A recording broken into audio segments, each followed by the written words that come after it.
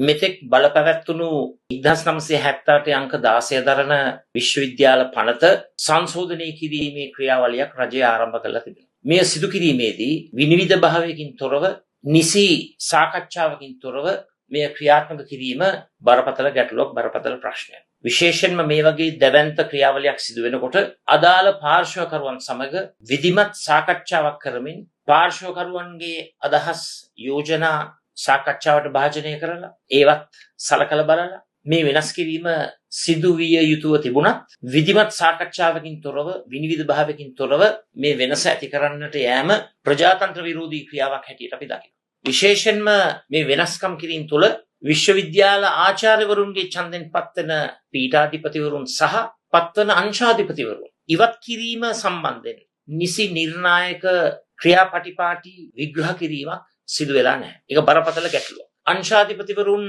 පත් කිරීමේදී උපකුලපතිවරයාට තනි බලයක් ලබා දීම බරපතල ප්‍රශ්නයක්. ඒ පිළිබඳව නැවත විමසා බැලීමක් අනිවාර්යයෙන්ම සිදු විය යුතුයි. ඒ වගේම විශ්වවිද්‍යාල ශාස්ත්‍රය තුළ මේ වන විට උග්‍ර ගැටලු රැසක් නිර්මාණය වී තිබෙන මොහොතක මේ පනත අංශාධිපතිවරුන් පත් කිරීම සහ ඉවත් කිරීම, පීඨාධිපතිවරුන් පත් කිරීම සහ ඉවත් කිරීම සම්බන්ධයෙන් පාලක සභාවට බලය ලබා දී බලය මධ්‍යගත කිරීම යොමු වීම එය සුදුසුද නුසුදුසුද කියන කාරණාව පිළිබඳව දැවැන්ත සාකච්ඡාවක් නිර්මාණය වේ යුතුයි. කිසිම සාකච්ඡාවකින් තොරව මේ බලය මධ්‍යගත කරන්නට මේ පනත හරහා උත්සාහයක් දරමින් සිටිනවා. එපමණක් නොව විශේෂයෙන්ම මේ පනත, මේ නව සංශෝධිත පනත පාර්ලිමේන්තුවේ අනුමත වීමකින් පසුව රටේ වළංගු නීතියක් බවට පත්වීමට පෙර විශ්වවිද්‍යාල ප්‍රතිපාදන කොමිෂන් සභාවේ සභාපතිවරයා ලිපියකින් දැනුම් දෙනවා උපකුලපතිවරුන්ට සියලු පීඨාධිපතිවරුන් තෝරා පත් කර ගැනීම සහ අංශාධිපතිවරුන්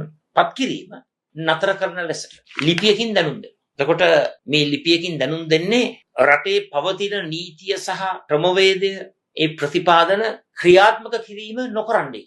අවශ්‍යම විශ්වවිද්‍යාල ප්‍රතිපාදන කොමිෂන් සභාවේ සභාපතිවරයාට මෙවන් ලිපියක් උපකුලපතිවරුන්ට ලබා දෙන්නට කිසිසේත්ම හැකියාවක්. මොකද උපකුලපතිවරුන් බැඳිලා සිටින්නේ පවතින නීතිය ක්‍රියාත්මක කරන්න. මේ වගේ ප්‍රජාතන්ත්‍ර විරෝධී ක්‍රියාදාමයන් තුළ අපි විශ්වාස කරනවා 1978 අංක 16 දරන විශ්වවිද්‍යාල පනත සංශෝධනය කරන්නට නම් මේට වැඩිය පුළුල් සාකච්ඡාවකට මේ භාජනය කරලා ප්‍රජාතන්ත්‍රවාදී ක්‍රමවේදයට අනුව ඒ නිසි පාර්ශ්වකරුවන් සමග විධිමත් සාකච්ඡාවකට ගිහිල්ලා ඒ යෝජනා සියල්ලක්ම සලකලා බලලා මේ පනත වෙනස් කිරීම සඳහා උචිත ක්‍රමවේදය සහ ඒ වෙනස් වෙන පනතේ අඩංගු වූ යුතු සාධනීය කාරණා පිළිබඳව තීන්දුවක් ගැනීම මේට වැඩිය ප්‍රජාතන්ත්‍රවාදී සිදු වෙන්නට ඕන.